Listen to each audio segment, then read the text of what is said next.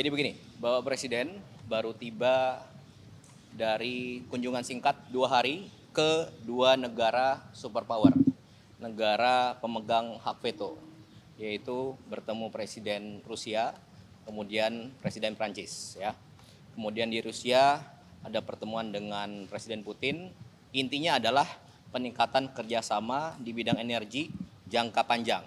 Kemudian Bapak Presiden menugaskan khusus Bapak Menteri SDM untuk bertemu utusan khusus Presiden Putin dan juga Menteri Energi dari Rusia.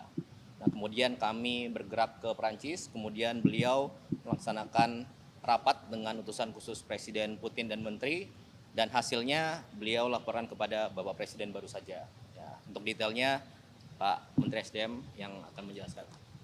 Terima kasih Mas Eskap, teman-teman media. Alhamdulillah hari ini saya melaporkan kepada Bapak Presiden atas arahan dan perintah Bapak Presiden. Kemarin kami di Rusia untuk menindaklanjuti kesepakatan-kesepakatan antara pemimpin dari kedua negara, dalam hal ini Presiden Prabowo sama Presiden Putin, di mana hasil-hasil kesepakatan itu adalah menyangkut dengan kerjasama jangka panjang, khususnya di bidang energi.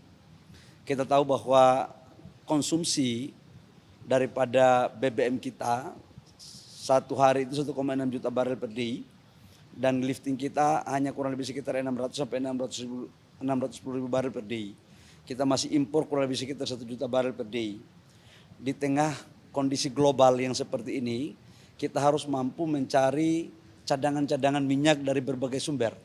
Tidak hanya di satu negara, tapi di hampir semua negara.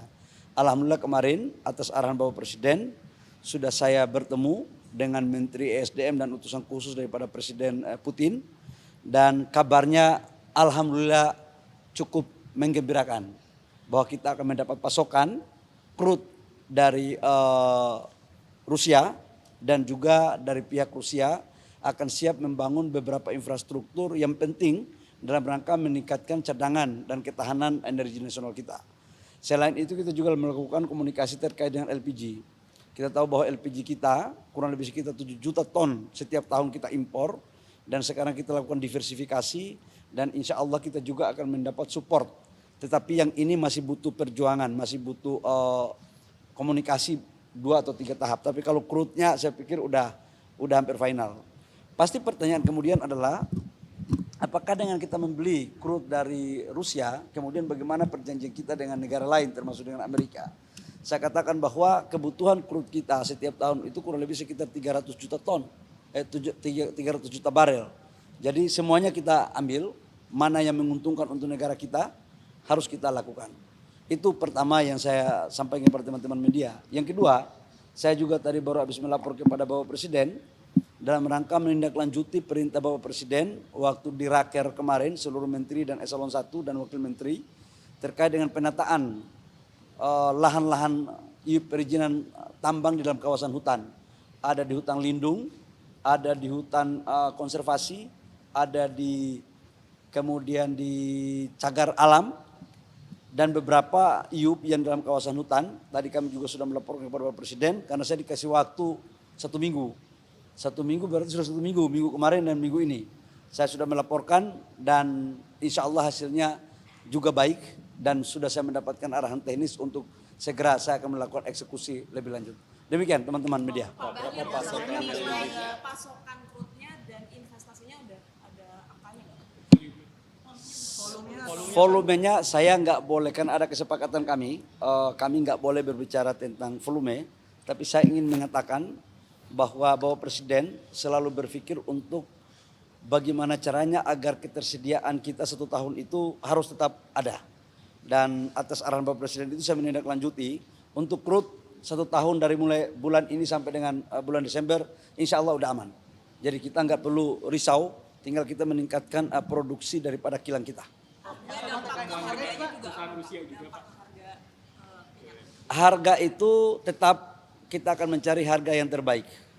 Yang jelas kita akan mencoba untuk tidak boleh lebih daripada harga pasar. Harga di bawah pasar itu jauh lebih baik, tapi minimal sama dengan harga pasar.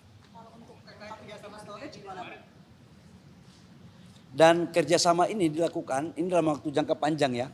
Jadi karena waktu kerjasama jangka panjang, jadi kita melakukan G2G. Baik G2G maupun B2B. Ya, menyangkut dengan storage merupakan bagian daripada kesepakatan yang kemarin kita lakukan. Silakan.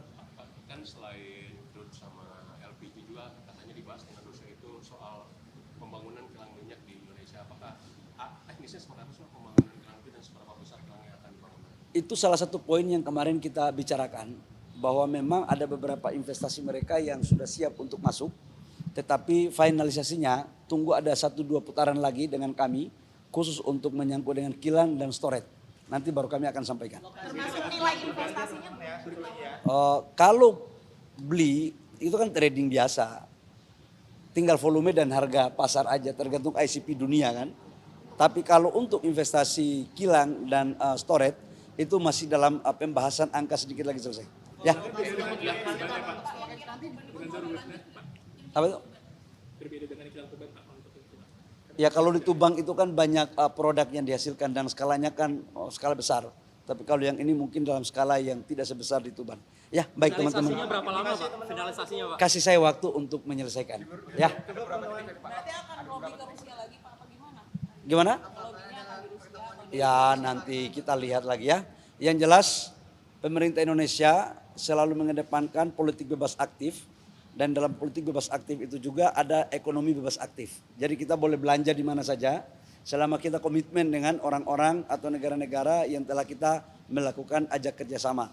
Termasuk Rusia, kemudian Afrika, Nigeria, dan lebih khusus yang kita hargai juga adalah termasuk dengan perjanjian kita dengan Amerika. Ya, terima kasih. Gimana? dalam negeri akan aman berarti dengan oleh-oleh ini. Amanlah. Saya sampaikan kepada publik bahwa insya Allah stok kita di atas standar minimum, baik itu solar, baik itu bensin maupun LPG. Insya Allah aman. Dan sekali lagi saya katakan bahwa kami sudah bersepakat atas arahan Bapak Presiden bahwa harga BBM untuk subsidi tidak akan dinaikkan sampai dengan akhir tahun, insya Allah sampai selama-lamanya. Ya, sampai doain. Ini kan tergantung dengan harga ICP, tapi kalau sampai dengan $100 itu sudah aman dalam APBN. Dan sekarang harga rata-rata ICP Januari sampai dengan sekarang itu tidak lebih dari $77. Jadi kita itu baru split $7. Jadi jangan sampai ada menganggapan bahwa uang kita dapat dari mana. Kita ini baru naik $7 sampai dengan sekarang yang saya ngomong ini. Ya, makasih.